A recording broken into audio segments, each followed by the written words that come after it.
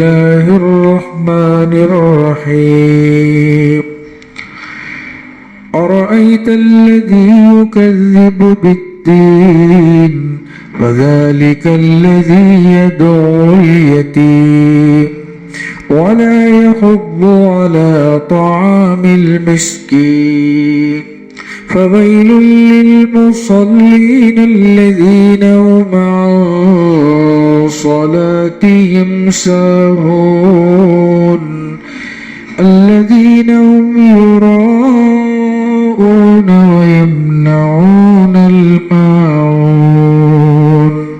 صدق الله العظيم. ابھی جو سورت تلاوت کی گئی ہے یہ سورت مشہور و معروف ہے. ہر مومن تقریباً کئی مرتبہ دن میں اس کی تلاوت کرتا ہے. اللہ کے نبی علیہ السلام پر مکۃ المکرمہ میں ہجرت سے پہلے نازل ہوئی. ام المومنین حضرت عائشہ صدیقہ رضی اللہ عنہا فرماتی ہے کہ شروع میں آپ صلی اللہ علیہ وسلم پر ترغیب و ترہیب کی آیات، جنت جہنم کی آیات اتری. یہ انہی آیات میں سے ایک ہے، انہی صورتوں میں سے ایک ہے جس میں اس زمانے کی سوسائٹی اور معاشرے کی عکاسی کی گئی ہے. یاد رہے اسلام کے بنیادی ارکان کہیے، عقیدے کہیے، ان میں سب سے اہم عقیدہ وہ باس بعد الموت. باس بعد الموت کا مطلب مرنے کے بعد ایک زندگی ہے اور اس زندگی میں اللہ کے سامنے حاضری ہے، اپنے کیے ہوئے کا حساب دینا ہے. فَمَن يَعْمَلْ مِثْقَالَ ذَرَّةٍ خَيْرًا يَرَهُ وَمَن يَعْمَلْ مِثْقَالَ ذَرَّةٍ شَرًّا يَرَهُ. ذرہ برابر نیک اعمال بھی ہوں گے، اس کے بھی ریزلٹ سامنے ہوں گے، نتائج سامنے ہوں گے. برائی کی ہوگی، اس کے نتائج بھی سامنے ہوں گے. ہم لوگوں نے بچپن میں ایمان مجمل اور ایمان مفصل الحمدللہ ہر بچہ پڑھتا ہے، آج بھی پڑھتا ہے. ایمان مجمل کا معنی یہ ہے کہ آمنت باللہ کما ہوا باسمائہ وصفاتہ وقبلت جمیع احکامہ، کہ میں اللہ پر ایمان لایا جیسا وہ ہے اپنی ذات و صفات کے ساتھ، اور جو کچھ اللہ نے اپنے پیغمبر صلی اللہ علیہ وسلم کو نبوت کے حوالے سے جو کچھ دیا ہے وہ سچ ہے، حق ہے، حقیقت ہے. ایک ہے ایمان مفصل، آمنت باللہ کما آمنت باللہ وملائکتہ وکتبہ ورسلہ والیوم الآخر والقدر خیرہ وشرہ من اللہ تعالی والبعث بعد الموت. معنی یہ ہے کہ میں اللہ پر ایمان لایا، ان کے رسولوں پر ایمان لایا، ان کی کتابوں پر ایمان لایا، اچھی بری تقدیر پر ایمان لایا، اور مرنے کے بعد دوبارہ زندہ ہونے پر میں ایمان لایا. چونکہ یہ عقیدہ بہت اہم اور ضروری ہے، قرآن کریم میں اس عقیدے کو بار بار دہرایا گیا، نئی نئی مثالیں دے کر الگ الگ زاویے سے اس کو سمجھانے کی کوشش کی ہے، اور الحمدللہ اتنا آسان کر دیا کہ ہم جیسوں کو یہ عقیدہ سمجھنا آسان ہو گیا. اللہ تعالیٰ ارشاد فرماتے اَرَأَيْتَ الَّذِي يُكَذِّبُ بِالدِّينِ، آپ نے دیکھا نہیں اس شخص کو جو سزا اور جزا کو جھٹلاتا ہے.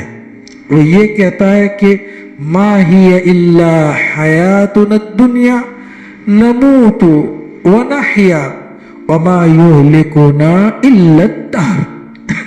کا یہ زندگی ہے صرف دنیا کی، کھاؤ پیو مزے کرو، اور جب وقت آئے گا، زمانہ گزرے گا، عمر ہوگی تو ہم خود بخود تباہ ہو جائیں گے، ختم.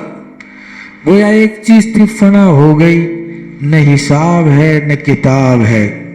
اللہ کہتے ہیں جو لوگ یہ عقیدہ رکھتے ہیں وہ بہت بڑی غلطی کر رہے ہیں. آنکھ بند ہوتے ہی معلوم ہو جائے گا. سورہ مطففین میں اللہ ارشاد فرماتے ہیں الا یظن اولئک انہم مبعوثون لیوم عظیم یوم یقوم الناس لرب العالمین. انہیں یقین نہیں ہے کہ انہم مبعوثون، انہیں دوبارہ قبروں سے زندہ کیا جائے گا. افلا یعلم اذا بعثر ما فی القبور وحصل ما فی الصدور. انہیں معلوم نہیں ہے قبروں سے لوگوں کو اٹھایا جائے گا. سورہ یاسین میں بڑی وضاحت کے ساتھ اللہ تبارک و تعالیٰ نے ارشاد فرمایا اولم یر الانسان انا خلقناہ من نطفۃ فاذا هو خصیم مبین وضرب لنا مثلا ونسی خلقا قال من يحيي العظام وهي رميم قل يحيي الذي انشأها اول مرة وهو بكل خلق عليم. اللہ تعالیٰ ارشاد فرماتے ہیں کہ انسان غور نہیں کرتا کہ ہم نے ان کو ایک نطفے سے پیدا کیا، منی کے بے قدرے پانی سے پیدا کیا ہے، اور پھر ہم سے بحث کرتا ہے، جھگڑے کرتا ہے، دلائل پیش کرتا ہے. وَضَرَبَ لَنَا مَثَلًا، اور ہمیں مثالیں بیان کرتا ہے. وَنَسِيَ خَلْقًا، اپنی پیدائش بھول گیا. یوں کہتا ہے کہ مَن یحیی العظام وہی رمیم، کہ کون ہڈیوں کو جب وہ چور چور ہو جائے گی، ریزہ ریزہ ہو جائے گی، ہڈیوں کو دوبارہ زندہ کون کرے گا. ہم پر سوال کھڑے کر رہا ہے. اللہ ان کو اپنے پیغمبر حضرت محمد مصطفیٰ صلی اللہ علیہ وسلم کے واسطے سے قرآن کریم کے ذریعے اللہ ان کو جواب دے رہے قل، اے محمد صلی اللہ علیہ وسلم ان سے کہو کہ جس نے پہلی مرتبہ پیدا کیا تھا نا وہ دوبارہ پیدا کرے گا. ظاہر ہے پہلی بار کسی چیز کو بنانا مشکل ہوتا ہے، دوبارہ تو مشکل ہے ہی نہیں. جس نے ایک مرتبہ بنا دیا وہ دوبارہ کیوں نہیں بنائے گا؟ ضرور بنائے گا. اور اللہ ہر طرح پیدا کرنا جانتا ہے. ایک جگہ اللہ فرماتے ہیں لَخَلْقُ السَّمَاوَاتِ وَالْأَرْضِ أَكْبَرُ مِنْ خَلْقِ النَّاسِ. ارے انسانوں، تم ہماری قدرت پر شک و شبہ کرتے ہو. آپ کو زمین و آسمان نہیں دکھتا؟ جب میں نے زمین و آسمان بنا دیا جو مشکل ترین کام ہے، تو تمہیں بنانا میرے لیے کوئی مشکل نہیں دوبارہ. تو لخلق السماوات والارض اکبر، زمین و آسمان کا پیدا کرنا یہ زیادہ مشکل ہے لوگوں کو پیدا کرنے سے. ظاہر ہے جب اپنے اتنا بڑا آسمان، اتنی بڑی زمین بنا دی تو تم جیسوں کو پیدا کرنا میرے لیے کوئی چیز نہیں. اگر یہ تعبیر اجازت دیتی ہو تو میں کہوں میرے ہاتھ، میرے بائیں ہاتھ کا کھیل ہے. اللہ فرماتے ہیں تمہیں پیدا کرنا ہمارے لیے کوئی مشکل نہیں. اس عقیدے کو بار بار دہرایا گیا. اللہ تعالیٰ قرآن کریم میں سورہ قیامہ میں ارشاد فرماتے ہیں لا اقسم بیوم القیامہ ولا اقسم بالنفس اللوامہ ایحسب الانسان ان لن نجمع عظامہ بلا قادرین علی ان نسوی بنانا. اللہ تعالیٰ فرماتے ہیں کیا انسان یہ سمجھتا ہے کہ ہم ان کی ہڈیوں کو دوبارہ جمع نہیں کر پائیں گے؟ اللہ کہتے ہیں ہڈیاں چھوڑو، ہم تو ان کے پور پور کو جمع کریں گے. اب دیکھیں دنیا میں 800 کروڑ لوگ رہتے ہیں اور ثابت شدہ بات ہے کہ 800 کروڑ لوگوں کی انگلیوں کے نشانات الگ الگ ہے۔ انگوٹھا کیوں لیا جاتا ہے؟ ہر آدمی کو انگوٹھا چھاپ، حالانکہ آج انگوٹھا چھاپ کی ضرورت، پہلے چڑھایا جاتا تھا کہ انگوٹھا چھاپ ہے، لیکن آج سب سے زیادہ اہمیت انگوٹھے کی ہے۔ پہلے مٹی کے برتنوں کا مذاق اڑایا جاتا تھا، اب سب مٹی کے برتنوں میں کھانا طلب کرتے، تلاش کرتے اور اس کو ترقی سمجھ رہے ہیں۔ تو دنیا پیچھے سے ہو کر پھر عود کر رہی ہے دوبارہ اپنے پرانے زمانے کی طرف۔ تو بہرحال اللہ تبارک و تعالیٰ ارشاد فرماتے ہیں کہ ایحسب الانسان، انسان یہ سمجھتا ہے کہ ہم ان کی ہڈیوں کو دوبارہ جمع نہیں کریں گے؟ ایسا نہیں، قادر ہیں کہ تمہارے پور پور کو جمع کے، مثال کے طور پر میں، اب میری ہڈیاں الگ الگ بکھری ہوئی ہوگی، ان سب کو جمع کرنا، ان کی ہڈیاں، ویسے اربوں کھربوں لوگوں کی ہڈیاں اللہ کہتے ہیں میں ایک لمحے میں جمع کر دوں گا اور انسان کو دوبارہ کھڑا کر دوں گا۔ سورہ یاسین میں اللہ تعالیٰ ارشاد فرماتے ہیں وَنُفِخَ فِي الصُّورِ فَإِذَا هُمْ مِنَ الْأَجْدَاثِ إِلَىٰ رَبِّهِمْ يَنْسُرُونَ قَالُوا يَا وَيْلَنَا مَنْ بَعَثَنَا مِنْ مَرْقَدِنَا هَذَا مَا وَعَدَ الرَّحْمَنُ وَصَدَقَ الْمُرْسَلُونَ۔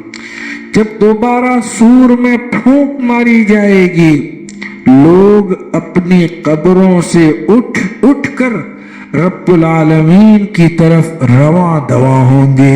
تو قبر سے اٹھایا جانا حق ہے، اسی عقیدے کو بیان فرمایا۔ ابھی جو آیات تلاوت کی گئی اَرَأَيْتَ الَّذِي يُكَذِّبُ بِالدِّينِ، آپ نے دیکھا نا اس شخص کو جو جزا و سزا کو جھٹلاتا ہے۔ یاد رہے یہ عقیدہ جتنا مضبوط ہوگا آدمی اتنا ہی دین میں پختہ ہوگا، اور اس عقیدے میں ذرا بھی کمزوری ہوگی یہ آدمی کچھ بھی کر سکتا ہے۔ آپ دیکھیں دنیا میں جتنے ظلم و ستم ہو رہے ہیں، تباہی اور بربادی ہر جگہ جاری و ساری ہے، اس کی وجہ یہ ہے کہ یہ تباہ اور برباد کرنے والے عناصر یہ سمجھتے ہیں کہ ہمیں کسی کو جواب نہیں دینا ہے۔ اگر یہ عقیدہ ہوتا کہ اگر کسی نے ذرہ برابر کسی کو ایذا دی ہوگی اس کا بدلہ ہوگا، یہاں تک کہ حدیث میں آتا ہے حضور اکرم صلی اللہ علیہ وسلم نے ارشاد فرمایا اللہ کے یہاں عدل کا نظام اتنا عام اور شاندار ہوگا کہ دنیا میں جس بکری نے اس دوسری بکری کو جس کے سینگ نہیں ہے سینگ مارا ہوگا اس کا بھی بدلہ دیا جائے گا۔ اندازہ لگاؤ، جانوروں تک اسی کو کہیں گے یوم الدین۔ ہم لوگ روزانہ اس عقیدے کو دہراتے ہیں، اگر ہمیں اس کا معلوم ہو، اس کا معنی، تو کتنا لطف آئے۔ الحمدللہ رب العالمین الرحمن الرحیم مالک یوم الدین، روزے جزا کا مالک، جزا و سزا کا مالک اللہ۔ تو وہ دن ہوگا جس میں ایک وہ بکری جس کے سینگ ہے اس بکری کو مارا ہوگا جس کے سینگ نہیں ہے، اس کو بھی دوبارہ زندہ کیا جائے گا اور ایک دوسرے سے بدلہ دیا جائے گا۔ قرآن کریم البیلی کتاب ہے، حضرت نانوتوی رحمت اللہ علیہ کے یہ الفاظ ہے۔ حضرت نانوتوی جو دارالعلوم دیوبند کے بانی اور ہمارے بزرگوں میں جن کا شمار ہے، وہ یہ جملہ کہتے ہیں قرآن البیلی کتاب ہے، یعنی عقیدے کو سلجھے ہوئے انداز میں اس طرح بیان فرمایا ہے کہ دل و دماغ میں اتر جائے، پھر کسی قسم کا شک و شبہ باقی نہیں رہتا۔ سورہ بقرہ میں اسی باس بعد الموت کے عقیدے کو اللہ نے مثال دے کے سمجھایا۔ او کالذی مر علی قریۃ وہی خاویۃ علی عروشها قال انا یحیی هذه اللہ بعد موتها فاماته اللہ 100 عام ثم بعثه قال کم لبثت قال لبثت یوما او بعض یوم اللہ ارشاد فرماتے ہیں او کلذی مر، اس شخص کی طرح مفسرین لکھتے ہیں حضرت عزیر علیہ السلام جو ایک جلیل القدر پیغمبر ہیں جن کا شمار انبیاء بنی اسرائیل میں ہے، ان کا گزر ہوا، دیکھا کہ ایک بستی غالباً فلسطین ہے وہ تباہ اور برباد ہو چکی ہے۔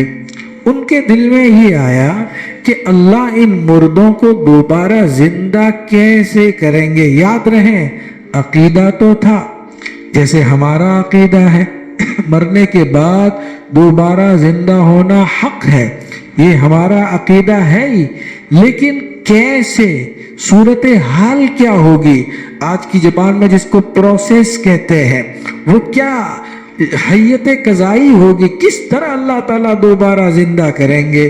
ان کے دل میں یہ خیال آنا تھا تو اللہ نے انہی پر یہ تجربہ کر دیا، فَأَمَاتَهُ اللَّهُ مِئَةَ عَامٍ، اللہ نے ان کو 100 سال تک موت دے دی، یعنی سو گئے 100 سال تک۔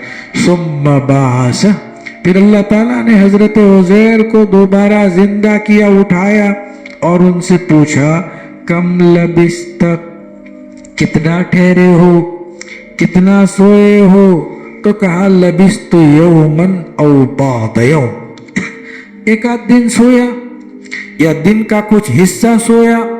اللہ نے کہا نہیں، یہ بات نہیں، لبست 100 عام، ہم نے تمہیں 100 سال تک سلائے رکھا، یہ دعویٰ ہوا۔ دلیل کیا دی کہ تم 2 چیزیں لے کر چلے تھے، اپنے ساتھ کھانا بھی تھا اور آپ کی سواری گدھا جو ایک معزز سوار تھی اس زمانے میں۔ کہا یہ دونوں کو دیکھو، فانظر الی طعامک وشرابک لم یتسنت، اپنا کھانا ٹفن، اپنا زاد راہ دیکھو، اس میں مطلق بدبو پیدا نہیں ہوئی، لم یتسنت، اور اپنے گدھے کو دیکھو جس پر سوار ہو کر جا رہے تھے، وانظر الی حمارک، ہڈیاں ہو گئی ہیں بوسیدہ، چورا چورا ہو گئی ہے، وَلِنَجْعَلَكَ آیَةً لِلنَّاسِ، ہم اپنی نشانی چھوڑنا چاہتے ہیں۔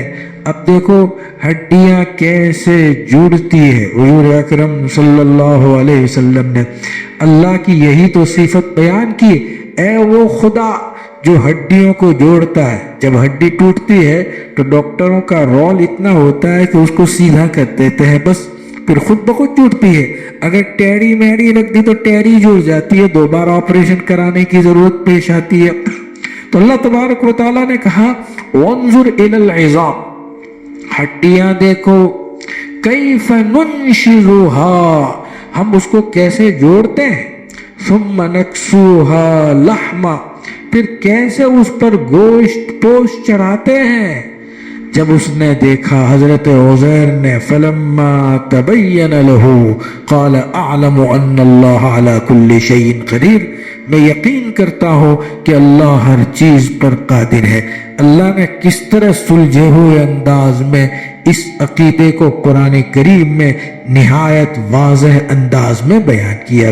حضرت ابراہیم علیہ السلام کے دل میں خیال آیا اور اللہ سے درخواست کر بیٹھے، جس کا ذکر قرآن نے کیا، وَإِذْ قَالَ إِبْرَاهِيمُ، حضرت ابراہیم نے کہا رب ارینی کیف تحیی الموتیٰ، اے میرے رب آپ بتلائیے کہ آپ مردوں کو زندہ کیسے کریں گے۔ اللہ نے حضرت ابراہیم سے پوچھا اولم تؤمن، ارے ابراہیم تمہارا ایمان نہیں ہے؟ کہا اللہ ایمان کا تو کوئی مسئلہ ہی نہیں، بلا کیوں نہیں، ایمان کا تو کوئی مسئلہ ہی نہیں ہے، لیکن یہ ہے کہ میں دل کے اطمینان کے لیے دیکھنا چاہتا ہوں کہ آپ قیامت کے دن مردوں کو دوبارہ زندہ کیسے کریں گے، میں دیکھنا چاہتا ہوں۔ اللہ تبارک و تعالیٰ نے کہا اچھا میرے خلیل کی درخواست ہے۔ اللہ نے ان کی درخواست کو منظور کر لیا، کہا اچھا ایک کام کیجئے، 4 پرندے لے آئیے، فخذ 4 من الطیر فصرہن الیک، پھر ان کو مانوس کر لیجئے، پالیے اور پال کر مانوس کر لیجئے، پھر اس کے بعد ان کو ذبح کر دیجئے۔ چاروں پرندوں کو ذبح کرنے کے بعد الگ الگ پہاڑوں پر ان کو رکھ دیجئے، پھر ان کو بلائیے، ثم اجعل علی کل جبل منہن جزءا ثم ادعوہن، پھر ان پرندوں کو بلائیے چونکہ مانوس ہو گئے ہیں کہ اے مور ادھر آ جا، اب بلائیے ان کو۔ اللہ کہتے ہیں ثم ادعوہن یأتینک سعیا، وہ تمہاری طرف دوڑ کر آئے گا۔ سنو اللہ ہر چیز پر قادر ہے، عزیز بڑا اقتدار کا مالک ہے، حکیم اس کا ہر کام حکمت سے لبریز ہے۔ اللہ حاکم بھی ہے، اللہ حکیم بھی ہے۔ اسی لیے حضور اکرم صلی اللہ علیہ وسلم نے ہمیں دعا سکھائی، جب ہم صبح بیدار ہوتے ہیں تو دعا پڑھتے ہیں، الحمدللہ الذی احیانا بعد ما اماتنا والیہ النشور۔ معنی یہ ہے کہ تمام تعریفیں اس اللہ کے لیے ہے، احیانا، جس نے ہم کو دوبارہ زندہ کیا موت کے بعد۔ حدیث میں آتا ہے حضور اکرم صلی اللہ علیہ وسلم نے ارشاد فرمایا، نیند موت کی چھوٹی بہن ہے۔ آدمی روزانہ سوتا ہے، سو گیا مر گیا، اٹھا زندہ ہو گیا، گویا پاس بعد الموت یعنی مرنے کے بعد زندہ ہونے کا یہ عمل روزانہ ہم دہراتے ہیں، اس لیے ہمیں کوئی تعجب نہیں ہو رہا۔ ایک دن آئے گا سوئیں گے لمبا اور اٹھیں گے بھی لمبا۔ بہت سے لوگ ہم دیکھتے ہیں کہ رات کو سو گئے، صبح بیدار کیا، بس ان کی روح پرواز کر چکی ہے۔ وجہ یہ ہے کہ جب انسان سوتا ہے تو اس کی روح اللہ تک پہنچ جاتی ہے۔ اب ہم اس کے مکلف نہیں، کیسے جاتی ہے یہ ہمارا کام نہیں، یہ تو غیبیات ہے۔ اس کا گناہ اور اندر کی صفات کو اللہ ہی جانتے ہیں، اس کی تہ میں جانے کی ضرورت نہیں۔ قرآن کریم سورہ زمر میں اللہ ارشاد فرماتے ہیں، اللہ یتوفی الانفس حین موتها والتی لم تمت فی منامها فیمسک التی قضا علیها الموت ویرسل الاخرى الى اجل مسمى ان فی ذلک لآیات لقوم یتفکرون۔ اللہ کہہ رہے ہیں کہ اللہ روحوں کو قبض کر لیتے ہیں موت کے وقت، نیز اللہ روحوں کو قبض کر لیتے ہیں، کب؟ نیند میں۔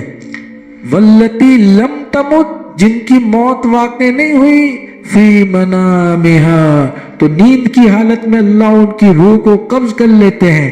پھر ارشاد فرماتے ہیں جن پر موت کا فیصلہ کر دیا گیا ان کی روح کو روک لیا جاتا ہے، اور جن کا ابھی وقت نہیں آیا ہے ان کو چھوڑ دیا جاتا ہے۔ اب یہ پیچیدہ نظام ہے۔ اب کوئی کہے کہ ہم کو تو سمجھ میں نہیں آتا، تو ہم تو اپنے آپ کو بھی نہیں سمجھے۔ ڈاکٹروں کا کہنا ہے کہ انسانوں کے جسم کو اب تک ہم نہیں سمجھے، بہت تو 6-7% سمجھے ہیں، یہ ان کا دعویٰ ہے، ابھی 93% باقی ہے۔ بھلا ہم اپنی ذات کو نہیں سمجھتے۔ اب تک یہ چیز راز ہے کہ آدمی کیوں ہنستا ہے کسی کو معلوم نہیں، کیوں روتا ہے کسی کو معلوم نہیں، خواب کیوں آتے ہیں معلوم نہیں، کسی کو دیکھ کر غصہ آتا ہے نہیں معلوم، کسی کو دیکھ کر محبت ابھرتی ہے معلوم نہیں۔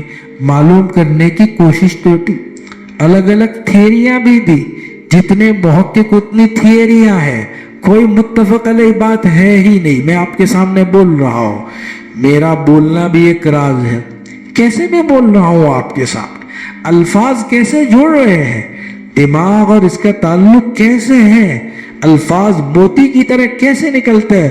خدا پاک کی قسم یہ کائنات پوری راز ہے، راز رہے گی۔ اس راز پر وہی مطلع ہوگا جو اللہ چاہے گا، اور جتنی مقدار میں اللہ چاہے گا ہم مطلع ہوں گے، اس سے زیادہ ہمارے بساط کے باہر کی چیز ہے۔ ہمیں تو اللہ کے احکام پر عمل کر کے چپ چاپ اپنی زندگی گزار کر یہاں سے الوداع اور رخصت ہو جانا ہے۔ جو اللہ نے موقع دیا ہے عبادت میں ہوگا۔